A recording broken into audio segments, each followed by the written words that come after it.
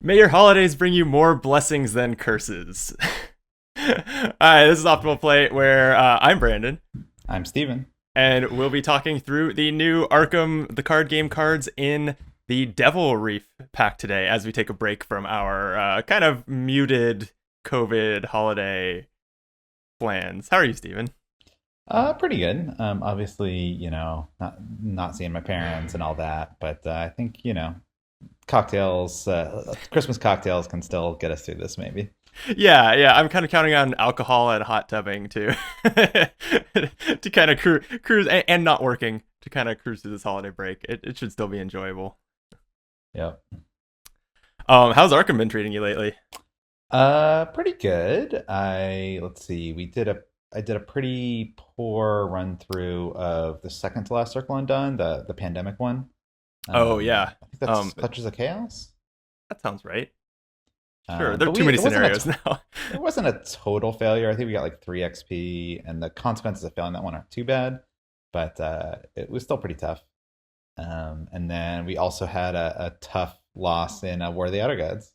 Yeah, we played that together as you joined into our Innsmouth campaign with that I've been playing on Twitch with Ian and Kyle for a 4-player War of the Elder Gods blind play, and it not only didn't end well, but the campaign ended not well. That's an interesting scenario. I won't spoil anything about it here, but it's one that I think it's one of the roughest on the blind play that I've come across, because we had to sit back at the end and be like, we approached the scenario entirely wrong, didn't we? I think that the with more knowledge of how the scenario actually unfolds, like we would have changed our approach from the start and Yeah, probably which done better. Like I can't blame luck or anything. I think I blame decision making for for that loss. yeah. I mean, I don't know if the decks that we chose were ideal for 4-player, even if it was a scenario that we had, but they weren't horrible Yeah. either. Well, three of Um, us were playing our campaign in progress deck, so you were the only one who chose a deck for that scenario. So don't doesn't don't mean your blame campaign in us. progress was the right decks. Fair. So yeah, we'll be starting Innsmouth over again on Twitch, I think. So twitch.tv/optimal play if you want to see us mostly drown a lot has been kind of how Mhm. it's going. All in all though, I'm it's too early to call, but I think Innsmouth player card wise is my favorite cycle yet. I'm loving the Curse and Bless cards. Yeah, I think it's been a pretty fun theme. Definitely more impactful than I necessarily thought at first. Yeah, yeah. I mean, and right. I think our original takes, kind of based on House ruling to play with them a little early on Twitch and reading the cards as we talked about the Innsmouth box, was that curses and blesses tended to not be that impactful, at least not individually. And I guess that's still true, but I have to say, if you have 10 blesses in the bag, like you feel like you're on God mode. Like that's one of the first times that I've been like, I'm generally a standard difficulty player, and that kind of lately with when we've been leaning into the blessings and having 10 of them in the bag most of the time is when I've been like, maybe it's time to crank the difficulty up for this. we're, we're cruising through these tests with all these blesses. Yeah, I also feel like, and maybe we'll get more used to shorthand, but I feel like a shorthand had kind of developed on Arkham, where it's like you just look at like what is the worst special token that's like pretty common that there's more than one of, and if Hmm. you're up by that amount, you're like, okay, I'm probably getting this test. Right. And so you would make these decisions very quickly and be like, yeah, there's like an 80% chance I pass this. And I feel like when you have 8 curses and 8 blesses, it's now so much more unpredictable. Yeah. In a way that's kind of fun, instead of just Right. like always being able to calculate within a couple seconds whether I have like a 80% chance of passing. Yeah, and I think I I feel like this mechanic has been a little bit polarizing. Like I look at the Arkham Horror subreddit and stuff, and some people love it, and some people have stayed away from it altogether. And I think that's the main reason is some people like the increased chaos. I'm definitely among them, and other ones really don't like it. It's like the game was just on the edge of too uncontrollable for them as it was, and this is just like not interesting to them. So I get that, but I am definitely on the like hyped side and I thought the Dream Eaters would stand as my favorite cycle for a long time because I loved all the bonded cards and the way it played with that. But I think this has topped it already. Yeah, I, it's pretty cool mechanic. I agree. Bonded was also cool. Most of them have been. Seal, I feel like, is still underrated. Like I could see them bringing that back at some point. yeah, and I mean it has been brought back a little bit here, right? Yeah. Like we're seeing that keyword again. I will say that, and maybe it comes hand in hand with loving what we've seen so far. I've never been so frustrated in Arkham with the LCG release model. The fact that all these cards were designed to go together and we have like 1/3 of them. and they're all level 0, so you can build a deck that revolves around curses and blesses, and then you get to like scenario 3 of your campaign, you're like, what do I upgrade out of this curse and bless stuff? There's no higher level cards. So I'm hoping that now that we're cut to kind of the middle of the cycle, we'll see a lot more options for progression there. Yeah, that reminds me of. I think there were two big themes in the last pack, and one of them, the Mystic spell cards, were really cool, but it does have that problem of what do you do once you're halfway through a campaign. So Yeah. the Mystic spells, you get extra charges or extra damage when you draw a curse. And I think at the time we were like, these are a little expensive. Like they're all more expensive than the regular Shrivelings and Rite of Seekings, and they have less charges. But from what I've seen, when you're playing with a real curse heavy style, it seems like you actually get like 6 charges out of them. Yeah, that's been my experience too, and I think so like Armageddon, I think, is probably the best one of these. It's the damage one. Mm-hmm. I thought when we read it that you'd be usually taking the extra damage, and I'm finding that no, actually, in the moment, usually you choose the extra charge so that you can just keep attacking. Unless maybe it's like an odd health enemy. Like if it's a 3 health enemy, then you might as well take the damage. Right. Yeah. It's circumstantial, and it's great that you can choose between the two. I just was surprised by, in reality, what I was choosing. It was not what I thought I would when we reviewed the card. Yeah. So yeah, those are super cool, but I really hope that we get the leveled up. Like I hope they don't spread it out over the whole campaign. Like if we got the mid-level version in this pack, and then we got the full level version in the next pack, like that would be perfect. So that you don't have to switch it out to go back to a boring Shriveling level 5 or something. Yeah, I don't think I expect there to be 3 tiers of them. I mean, I know there's usually like the new spells we got in Jacqueline that trigger off of the positive tokens. I think there were 3 levels of those, right? Yeah. But still, that is a lot of real estate to devote to kind of one card, basically, in a cycle. I don't know. I wouldn't be surprised if it's just 2. But yeah, I'm sitting halfway through a campaign with a Dexter, with a deck kind of built around using those spells, and I'm just like feeling a little stuck. It's frustrating. I really, really, really want some upgrades to come out. I'm sure they're coming, but I'm annoyed at waiting for them. And then I have played quite a bit with every Covenant except Paradoxical. I have not yet got around to saving the best for last. Yeah, exactly. I think we thought that they would be very good, and I think they are. I think that being permanent cards with no cost to activating them, if anyone is putting curses and blesses into the bag and you have access to a Covenant that matches the type of token that's going into the bag, like I still think they're a no-brainer. The one that I think has risen in my book the most is Blasphemous Covenant. I was just... Which one's that? That is, thank you for prompting me to describe the card. That is the Seeker Covenant. It is the one that exhausts when you draw a curse to treat that curse as a +1, but it returns it to the bag at the end of the test. And there are a couple. So we thought that was maybe one of the weaker ones and not as good as the Rogue one when we talked about it. And I can't say conclusively that it's better than the Rogue one, but one major thing that we forgot about it, like we talked about how leaving the curses in the bag might be something Seekers want to do for other reasons, and we've seen that their unupgraded tome wants there to be 6, or wants there to be 10 curses in the bag. I don't think we've seen anything else yet in that vein. But what we didn't talk about is that if you treat that as a +1 in the bag, then you can treat it as a +1 again later. And again, right, like putting that back in the bag fuels this covenant itself in a way that more on the smaller player count side, so that you're kind of using it on a large number of the curses that are drawn, but it ends up turning a lot of curses into basically blesses and keeping them in the bag.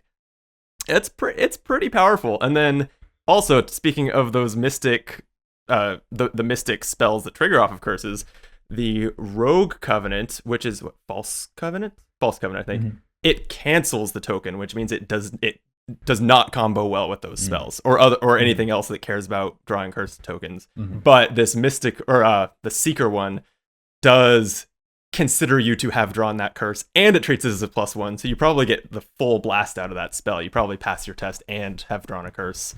I think it's really good. It actually seems to me like a lot of people are playing the curse spells with Dexter because he's the new mystic. But actually, I think the suite is probably best in any of the mystic Seeker characters, of which there's like 5. Like Daisy, Luke, Norman as a promo. Norman,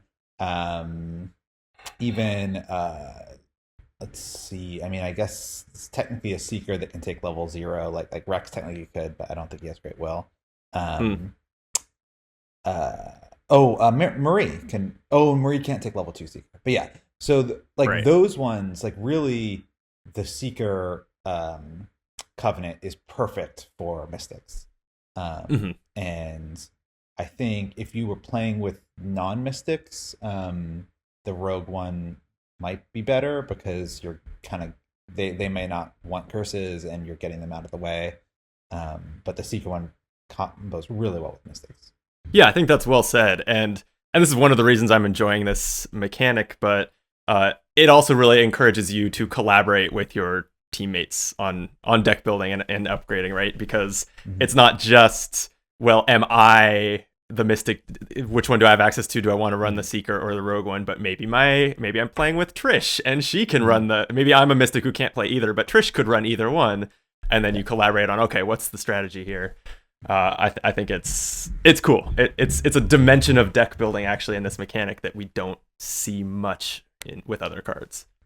And actually, now that I think about it, Norman can't take level 2 Seeker, so it's just Daisy and Luke that can take level 2 Seeker and Mystic. Yeah. Even though a lot of characters can take some combination of those two. The level 2 Seeker is the hard part. All right. Well, I'm excited for the new cards. You want to lead us off? Yeah. So first up in the Guardian cards is Keen Eye, a non-permanent version that costs 2. Now there was non-permanent versions of a lot of the permanents in the starter decks. Did we not get a Keen Eye? 2, or I guess not. I assume this isn't a reprint. Yeah, I think it was not consistent across all the starter decks. I think it was 2 or 3 of them that took those permanents, the permanent talents, and made level 0 non-permanent versions. So maybe we're getting the cycle of those rounded out. All right. Well, Keen Eye says spend 2 resources to get +1 book until the end of the phase. Spend 2 resources to get +1 fight until the end of the phase. I think that's exactly the same as the permanent. I think you're right. So I think that this is just, it's 2 resources and you have to draw it and play it as opposed to permanent, and otherwise it does the exact same effect. No one plays it as a permanent. Yeah, the only that I'm thing aware of. I sure don't. Is that it lets people with a Guardian off class take it that couldn't take the 3 cost version. So like maybe Joe, I don't know, would be the only person I can You've got to this. I don't know. I guess I look at this with its spend 2 resources cost, and I'm like, it's got to be a rogue essentially who has access to that kind of money. I mean, I guess like spending 2 resources to get +1 for 3 tests actually could be a bargain, kind of, in a way, compared to another talent where you might be spending 1 on each of those tests. But it's only if you really have set up a situation where you can spend your whole turn on the same skills test and you have 2 resources. I don't know. I'm kind of mad that this is taking up space instead of a bless card right I now. know. You have a Joe Diamond with 2 cryptographic ciphers, so he makes 5 investigates from this one boost. Easy peasy. Sure. Like, okay. Yeah. Yeah, that's okay. That's the one situation that I'm sure it's gonna happen all the time. um all right. Now we're getting somewhere. Radiant Smite is a level 1 cost guardian event. It's a spell. Oh, it's a spell. And it's spirit and blessed traded. All traits that I think matter pretty significantly these days. Fight. You may use willpower instead of combat for this attack. When you initiate this attack, search the chaos bag for up to 3 blessed tokens and seal them here on this event. For each blessed token sealed on Radiant Smite, you get +1 skill value and deal +1 damage for this attack. If this attack defeats the attacked enemy, return the sealed tokens to the token pool. Otherwise, release them. There's a lot going on here. This is 7 dense lines of text. So the first thing that struck out to me is it says you may use will instead of fight. I believe. Oh, you don't have to. One, the one where you cut yourself requires you to use will instead of fight. So this is still playable in traditional Guardians. Yeah, because I saw this. It's a fight event. I was like, oh, this is for Nathaniel, right? Yeah. And then I saw willpower instead of combat, and I was like, maybe not. But you're right. It is optional to use willpower instead of combat. So we're back. We're back. It's good for Nate again. And then so it pulls up to 3. So you need to have up to 3 blessings in the bag, but you seal them, and that means you don't have the potential of benefiting from them on this particular test. Is I guess kind of the main significance of actually sealing them. Well, that and the fact that if you miss, it's a gamble. Like if you miss, you get them back in the bag, but if you hit, you don't. It's kind of a reverse gamble. It's like if you hit, if you hit, you have. It's like you've spent them. It's crazy the number of characters that this affects. So Nathaniel likes this using fight because it's a spirit, because it's a fight. Like Mateo can take this and use will. Carolyn can take this. Yes, I thought of Carolyn here. Yeah, Mary can take this and use will. Yep. Who else? Zoe can use either. I mean, honestly, like almost every investigator has decent will or combat, right? Like there's very few investigators that have both of those as low stats, which makes this very interesting for anyone who has access to level 1 Guardian, I think, or spells, spirit, Mary or bless. takes level 1 spells, I think. Well, Mary is not Guardian. Sister Mary, but like the Mystic Mary. Marie. Oh, yeah. Doesn't she take spells level 0 through 3 or 0 through 4 or something like that? Yeah. I think this card looks great, with the caveat that you have to also be putting blesses into the bag, which someone like Marie is not necessarily doing, right? We haven't seen much in the way of doing that for Mystics. So this needs to either... Just play Tempt Fate. Oh, well, yeah. I mean, I tried... I like that card more the more that I play it, and I was like, I will not spend another 5 minutes on that at the top of this video, but Tempt Fate is kind of all the juice you need to make most of these work. Especially if other players are playing it too. Yeah, absolutely. Yeah, I love it. I'm excited to play this. I think it's going to see a lot of play. I think it's real good. Yep. And also another thing to note is Calvin, the flexibility, because Calvin is a little unpredictable whether his will or fight will be better.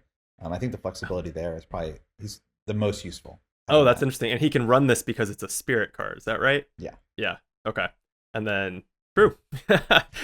when your will and combat are basically question marks, this is still good. Yeah. And I mean, and it gives you up to +3 skill value. So it's almost like even if you're using your bad stat for some, like even if you're bad at these skills, if you have 3 blesses, it's still a +3 skill value and +3 damage on an attack as a one resource event. And this card's pretty damn good. Yeah. All right. Next up on Seekers is a one-cost event, the Truth Beckons. It's an insight. Play only if you are not engaged with an enemy. Move. Choose an unrevealed location. Move one location at a time along the shortest path toward that location until you enter that location. End the effect if you reveal a location, if an enemy engages you, or if your movement is blocked. And I was expecting it to do something, but I guess literally the moving is the thing. The moving is the thing. The fact that this could move you 2, 3, 4 movements, right? Mm-hmm. And it, I mean, I actually think this is probably great. Maybe not because of its like general use, but because so many scenarios add locations as you go, and you might be on the other side of the map when you complete an act and a new location appears, and this gets you there, right? As long as it's unrevealed, no matter where you are, you could just be like, oh, Truth Beckons, I'm there now, let's get this next objective going. I think that's the case in a lot of scenarios. And yeah so I think you want to be for that. Probably getting 3 moves for this to be worth it, right? Because if you're getting 2 moves, you're only saving 1 action and you're spending a card and a resource, so it doesn't feel amazing. But I think as long as you're getting 3 moves, it feels pretty good. Yeah, that's true. And I'm big on kind of that action economy type analysis also, but compression can matter too. You know, like just getting, even if it's 2 moves, getting them all for 1 action can be clutch. You're kind of spending your actions from earlier in the scenario, which you may have used to draw cards and gain resources. You're cashing them in for like bonuses, for a bonus now. Mm-hmm. I could see this being especially good in any like a supporty secret deck, like a min deck that maybe isn't necessarily moving to the front lines all the time, but then like late in the scenario wants to help out, like needs to catch up. Yeah. Is there anything else that Seekers have, or any other cards that? Okay. Like Ursula loves to enter unrevealed locations, right? Her signature ally, Jake, rewards her. I guess that's the main reason. I'm trying to think what else triggers when you enter an unrevealed location, because this would combo with those. I guess, like, yeah. Are there any other examples? Those cards aren't played very often, and even Ursula, I feel like 95% of the time doesn't play Jake. Like, just plays Milan. That's true, and just he's just icons. Yeah, you're not wrong. Yeah, it's one of those. It's kind of like the years of Succeed by 2, as like I can imagine the archetype that this goes in, where like your all these things happen whenever you enter an unrevealed location, and that's kind of what your deck is doing. This feels like a part of that, but maybe that doesn't exist yet. And then Seekers have they have their own spell event. It is a level 2 cost event called Gaze of Gaze of Ouraxsh. Yeah. Gaze of Ouraxsh. Sure. It's a spell. It's cursed. It says reveal 7 random tokens from the Chaos bag. Deal a total of 1 damage plus 1 additional damage for each curse or auto-fail token revealed, divided as you choose among enemies at your location. And this doesn't provoke attacks of opportunity. Well, we were saying earlier that we haven't seen much of why Seekers do want the bag full of curses and to be returning it with the Blasphemous Covenant. Here's one. What do you think? So let's see. Let's say that you're totally full of curses and you have no blessings. So it's probably about 10 out of 26 tokens would be, or I guess 11 out of 26 would be curses and auto fails. Yeah. So that's best case scenario, almost half. So you'd be doing about 4 damage. So realistically, we're looking at probably 2 or 3 damage. But the flexibility to divide as you choose is pretty cool. But where's your spirit of evaluating cards based on their best case scenario? This is a 7 damage Seeker card. 8 damage is best case. 1 plus 1 additional. Oh, right. Yeah. 8 damage card? That's bonkers. Clearly amazing. Yeah, I mean, there will be times that this will be really, really good. And I do like that it can't completely whiff. It always does at least 1 damage. Yeah. I mean, I think if you're doing 3 damage guaranteed for 2 costs, that's probably fine. I mean, yeah, actually, that's a good point. Is that Seeker's doing even one testless guaranteed damage is fairly unheard of. I can't really think of a Seeker card that does that. I guess their Forbidden Tome that transfers damage from a character onto an enemy, kind of that's guaranteed damage. So maybe they're dabbling in that a little more in the more recent cards, but yeah, you could certainly play this against 2 hit point enemies, and you have an excellent chance of killing them. And I think that was a decent card then. Yeah, I first read this and kind of thought that like damage is one of those things you math out and make sure you have enough to kill the enemy. You don't like variable damage. But I don't know. As long as you play this when even a low result is a good outcome, and then maybe there's a second enemy, and so a high result is a great outcome. Yeah, this has potential. I think the hardest part is setting up that best case. Is tough because from my experience, most of the time when you have lots of curses, you also do have some blessings because of things like Tempt Fate. You're right. Or just having different characters. So setting up that best case scenario where you have 10 curses and no blessings is a little tough. That's a great point. The parties I've been in lately where everyone's playing with all the new cards, so we have tons of curses and tons of blesses in the bag, this isn't really for that. That's, yeah, something to be careful about. You could maybe drop the Guardian spell that seals all the blessings right before you play this. There we go. Yeah, Rite of Sanctification. Get those blesses out of the bag, then gaze. And hey, discount the gaze down to 0 cost, right? Yeah. Yeah, that's a thing. That's a combo. All right. What's our first rogue card? All right. Ooh, this doesn't seem like a rogue. No. Priest of Two Fates. Well, actually, 1 cost. The Two Fates thing seems a little roguey, right? A little double agenty. Yeah, I suppose. 1 cost, 1 XP asset. Ally blessed and cursed. All right. And as a reaction, after Priest of Two-Face enters play, add 3 blessed tokens to the Chaos bag. But forced, at the end of the upkeep phase, you must either add a curse token to the Chaos bag or discard Priest of Two-Face. And it's an ally with 2 health and 2 sanity. Why? So wait, he doesn't do anything while he's in play. It's a very rogue ally mechanic to have to pay, and it's on Dark Ritual and things, to have to pay a resource every turn to keep them in play. And this is kind of like that, except you're paying a curse every turn to keep it in play.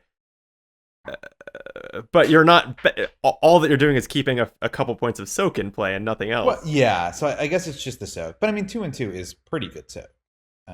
That's definitely on the upper Sure. I don't think... So if you're in a situation where curses are bad for you, which obviously they inherently are, but bear with me, I don't think you would leave this... I don't think you would play this card, but I also don't think you'd keep it in play very long, unless you are really desperate for that extra health and sanity. If you're building a team where you do want to fill the bag with curses, this gets interesting. And in fact, because we just talked about with the Seeker, the Gaze of Ouraxsh, the blesses that he comes into play with might actually be the obstacle, right? Yeah. So someone like Trish, who can run both of these, maybe does fill the bag with curses with the priest, and then play Gaze and other Seeker cards. Yeah. I mean, honestly, I feel like the biggest thing is this doing enough to justify the ally slot? Like, there's a lot of competition for good rogue allies. Yeah. Leo DeLuca is one of the best in the game. Delilah and Lola are some of the best in the game.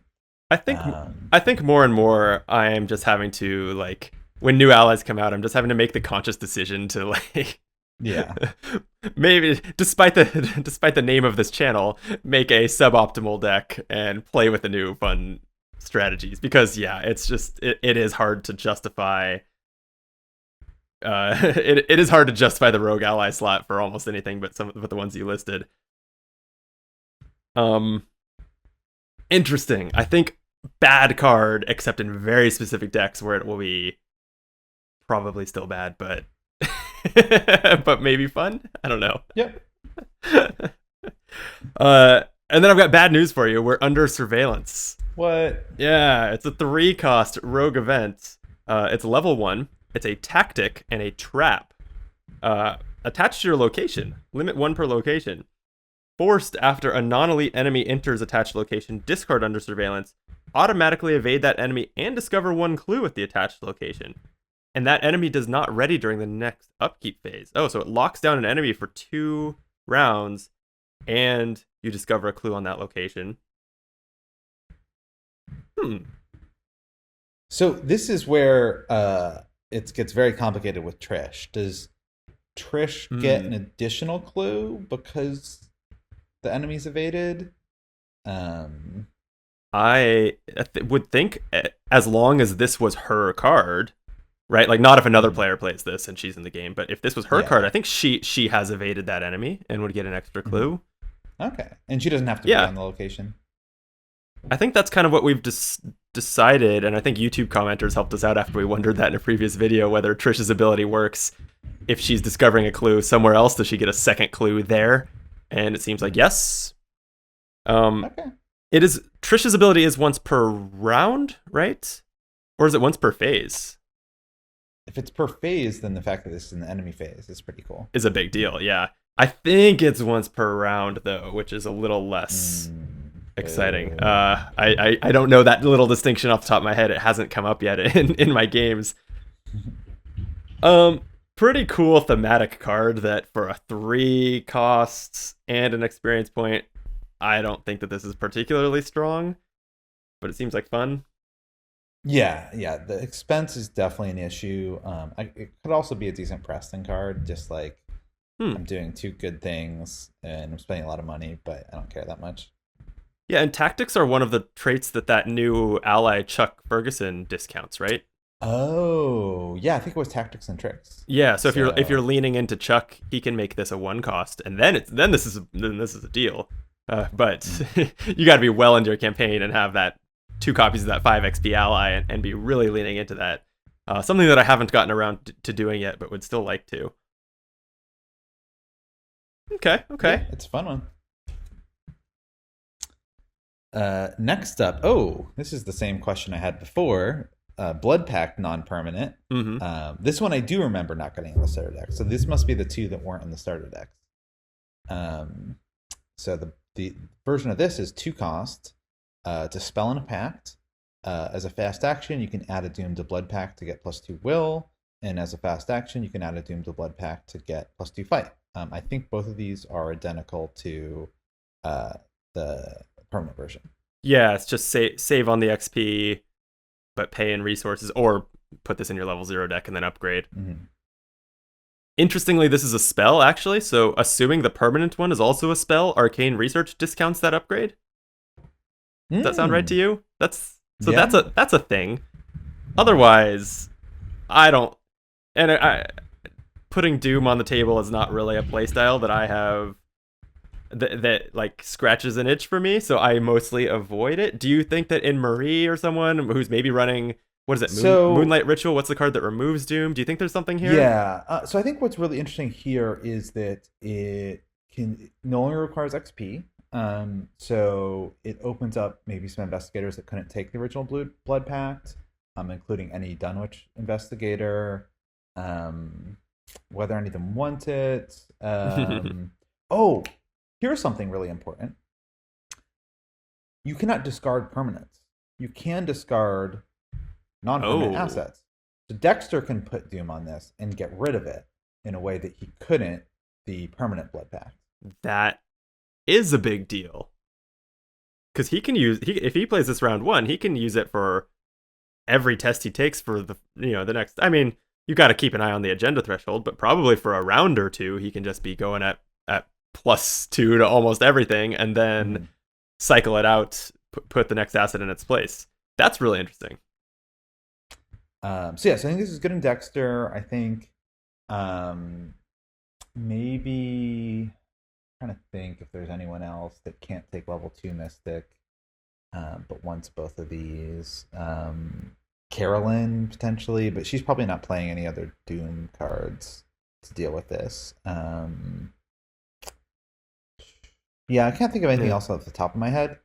Yeah, I don't think this is that exciting. I think I'm still in my position of kind of mad that these are taking up slots in my Curse Bless cycle. In general, I think these talents, or this isn't technically a talent, but talent type asset is, I don't know. I don't play any of them very much, even the permanent ones these days, especially since they were the best ones were tabooed. Yeah, I don't know. I would not, if we never get another like variant on this spend resources or whatever for bonuses to tests again, like I won't miss it. I'm kind of feel like we have enough. So this one isn't spending reresources, so that's I feel true. like it's That's true. So I guess that you're right. This is maybe not the right time to rant about that, but because it does play very. But yeah, I agree that they've pretty much done every variant of spending money to boost skills. Yeah. All right. Well, moving on to. Okay, help me out here. Abyssal. There are so many tomes in the game. This card is Abyssal Tome. Is this an upgrade to a card we already have, or is this brand new? No, this is brand new. This is new. And it's got a really cool looking monster chasing a fish. Yeah, it does. Where is this taken? Is this at an aquarium or like taken? Yeah, like where is this? I assume it's an aquarium or like an underwater like mystic lair. I don't know. Oh yeah, the classic underwater mystic lair. Yeah. That's where Dexter lives. Okay, well, this is the Abyssal Tome. It's a level 2 resource cost asset. It's an item and a tome. It sits in your hand slot. It says, as an action, exhaust Abyssal Tome to fight. You may use either intellect or will for this attack instead of combat. Wow. Now, when you initiate this attack, you may place 1 Doom on Abyssal Tome to a maximum of 3. You get +1 skill value and deal +1 damage for this attack for each Doom on Abyssal Tome. Okay, so this is a little bit like David Renfield, almost, where kind of every round you can use it, pump up the Doom on it, and pump up its effect, but then eventually you got to get rid of the Doom, or... Right? Like, this is going to be... This is going to do a +1 skill, +1 damage attack, and then the next round a +2/+2 attack, and so on until you hopefully find a way to remove it from play, or the agenda does that for you. That's wild. Yeah, at first I was just thinking it was like a one-time, like, oh, you can do up to 3 damage or something, but I guess so. Most it can do is 4 damage, and it does have to exhaust. However, with knowledge is power, you could do 8 damage with it by not tapping it the first time and then tapping it the second time. You are right. So really, best case scenario for this is in Marie, because she can take knowledge is power. Even though it's cost more than 0 XP now with the taboo, it's still a level 0 card for the purpose of Marie. So she can take it. She could use her signature potentially to have it at 3 Doom for like a couple turns in a row before like Moonlight Ritualing it or something. And then even in 1 turn, you could do 8 damage with this using Knowledge is Power. So the potential upside here is really good. I think the only question is, there's only so much Doom management you can do. Like, you've got to save your Mystifying Song and your Moonlight Rituals and all those things. And, like, does it make sense to put the effort into this versus to Vermis and David Renfield? Yeah. But it's pretty cool. This feels like such a random place to be getting 2 Doom-centric cards, right? Like, we haven't really seen those for a while, and they don't have anything to do with the largest mechanical theme of this cycle. I guess it's just because this is kind of Dexter's cycle, and they are inherently interesting with him.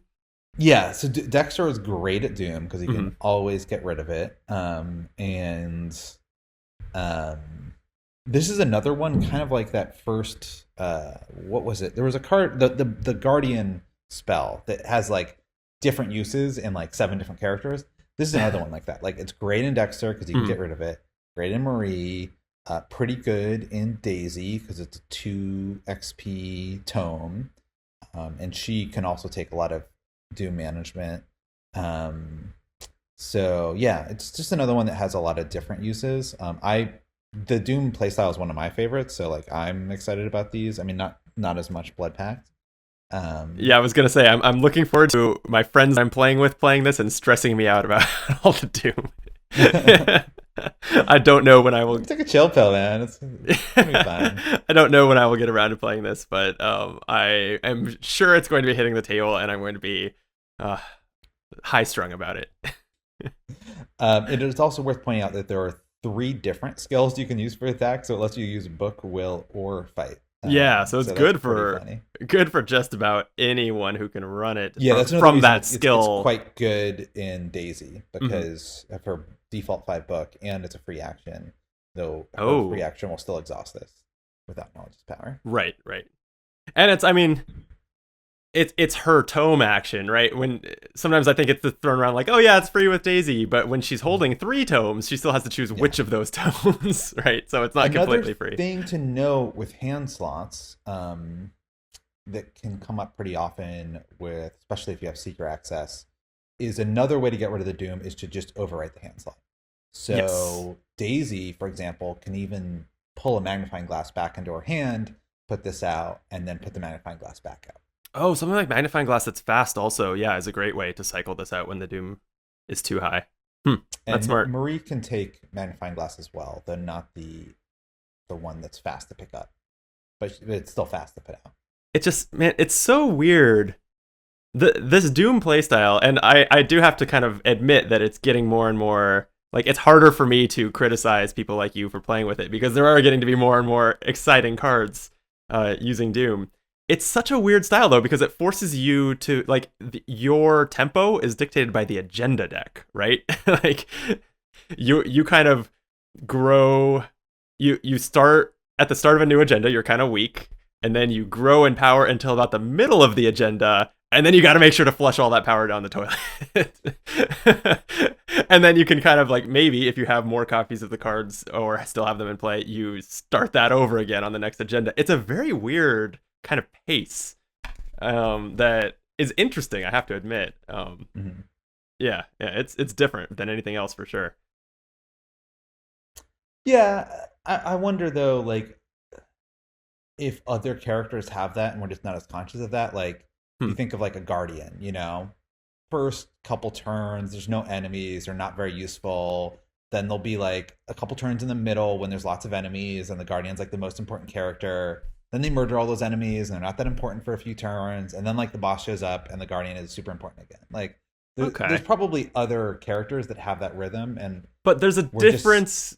There's a difference between importance and ability, right? Well, except for like if during those turns when there's no monsters, if your Guardian's like trying to investigate, then their power level is pretty low. You know, it's like, oh wow. Okay, I mean, at even or something. I mean, I guess, okay, I see what you're saying. Where like the Mark, who can do nothing but fight, is a pretty bad character when there are no enemies on the table. That's a fair point. Yeah. All right, moving on. Yep. This is me. Butterfly effect. 0 cost, 1 XP event. Paradox, blessed and cursed traded. Fast. Play when a chaos token with a symbol is revealed during a spell test at your location, before resolving its effect. You or the performing investigator may either commit a card to the skill test or return a card they committed to this test to their hand. And I guess I should also note that this is a survivor card, so like Silas can take this, obviously. Yeah. Huh. Excuse me. There's a lot to unpack here. So you're playing this. Because you're playing this during a test, I keep wanting to think it's gonna add its wild icon, I guess, but it's not. You're playing it as an event, right? Yeah. And you're stopping mid-test, but okay. I get why I was struggling with this. I was thinking of blessings and curses, and I was like, you're having to decide whether to add a card or remove a card, and then keep drawing tokens, which is the case if you play this when a bless or curse is drawn. But if you just play this when one of the other more normal symbols is drawn, then it's like the result of the test and can adjust what you put in.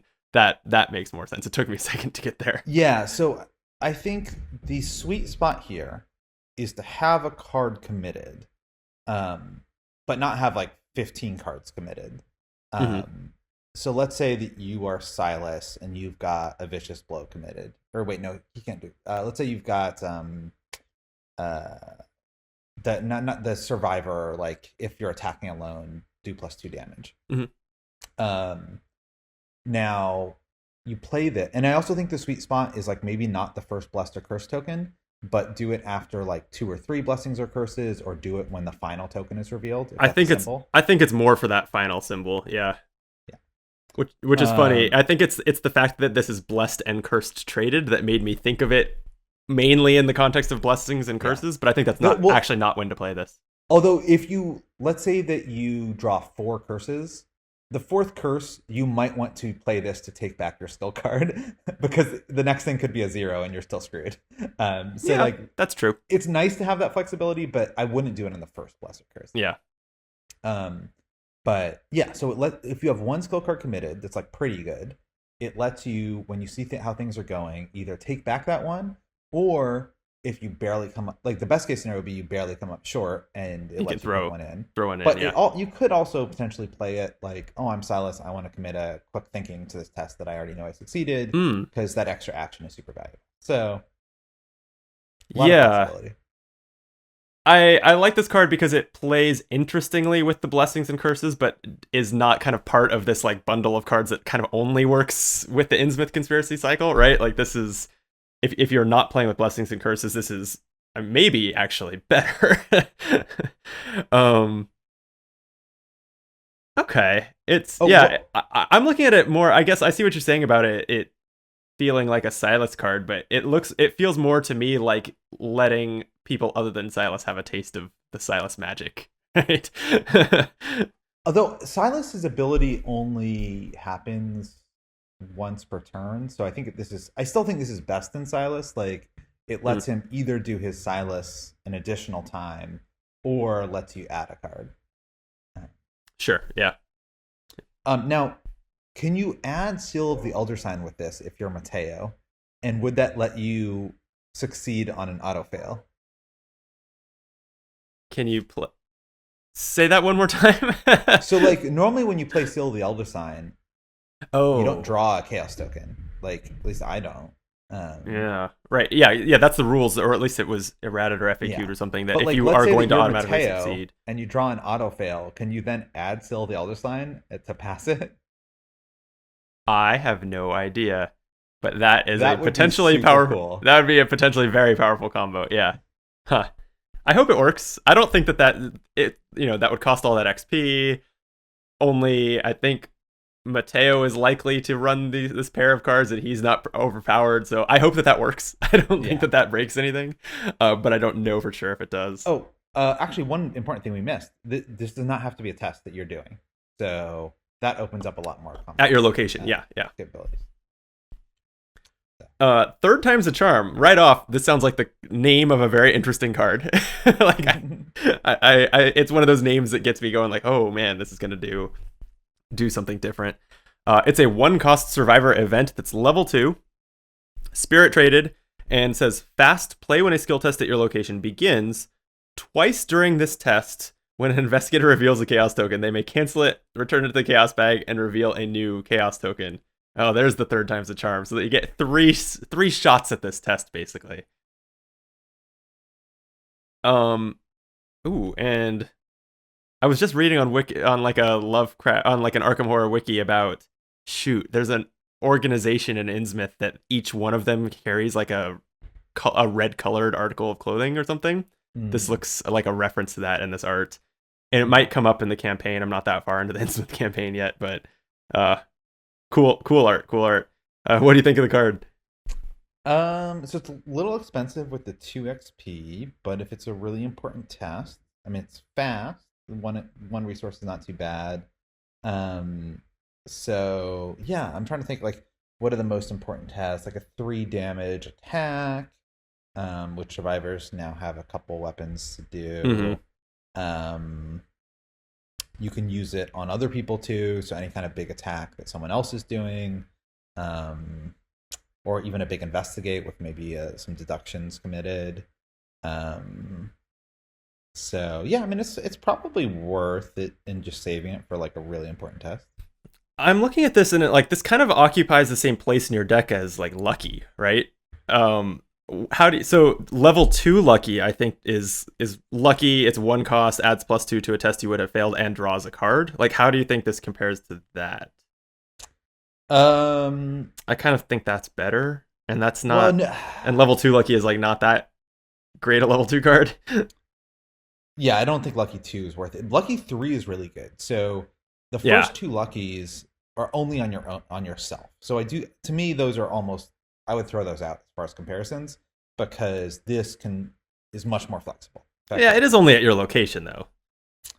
Yeah, but I feel like the most important tests generally have multiple people at a Hmm, location. Like true. if you're Yep. fighting a boss or if you're trying to pull off a triple deduction on Hmm. the last location or something, there's multiple people at the location.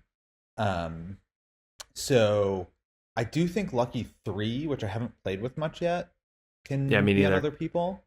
And that did seem like a really good card, but yeah, again, I just haven't played with it. Um, this also compared to Lucky, can deal with auto fails.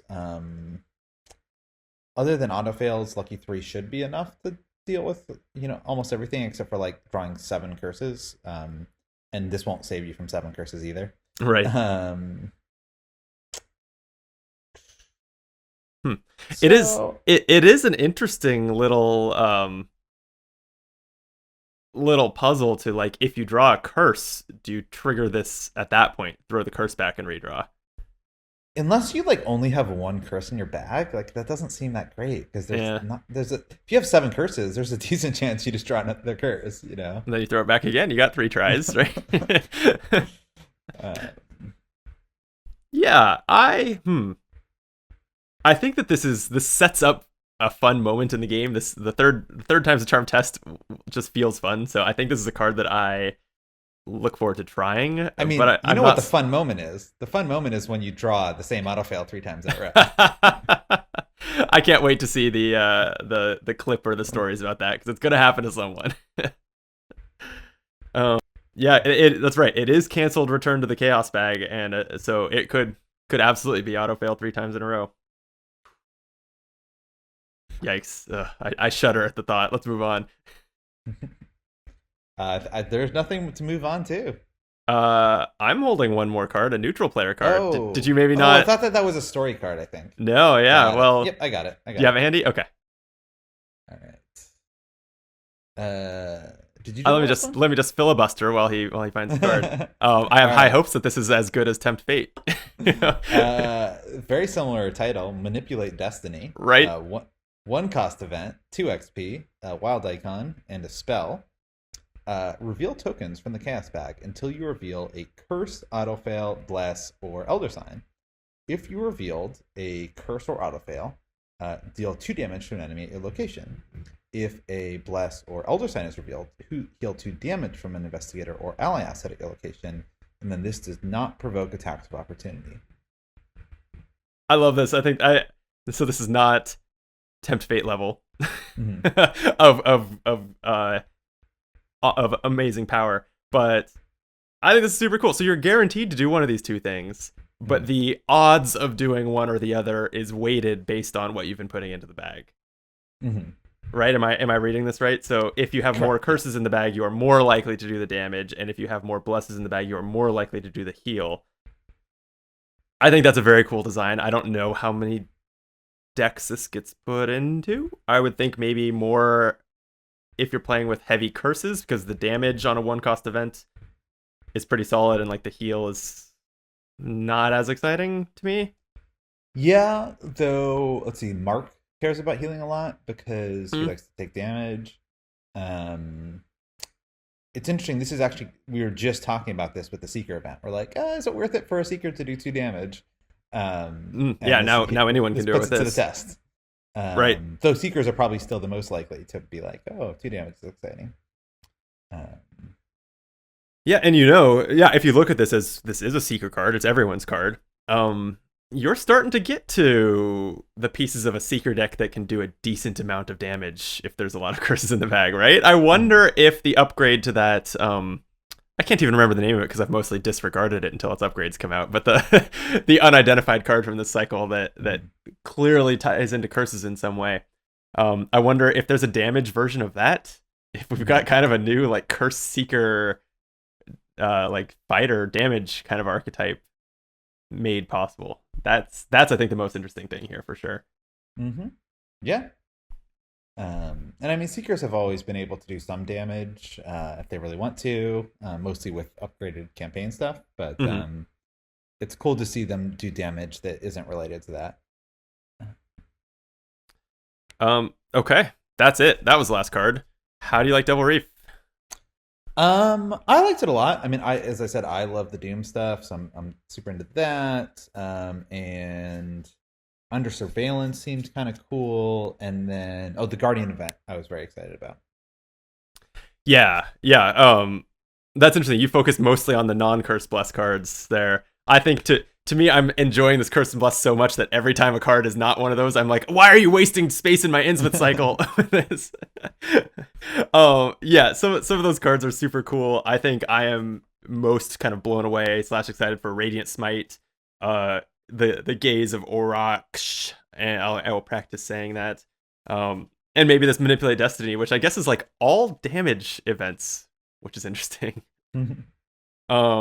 Yeah, pretty disappointed by like Keen Eye and Blood Pact taking up space in here, but at least that's the last of them, right? So there shouldn't be any more like variants of existing talents that we already had. Well, some of the similar to these, some of the starter decks had those Netrunner style recurring resources talents. Oh, so we might get some more of those. Yeah, now I'm worried about our high level slots. Yeah, don't fill our packs with those.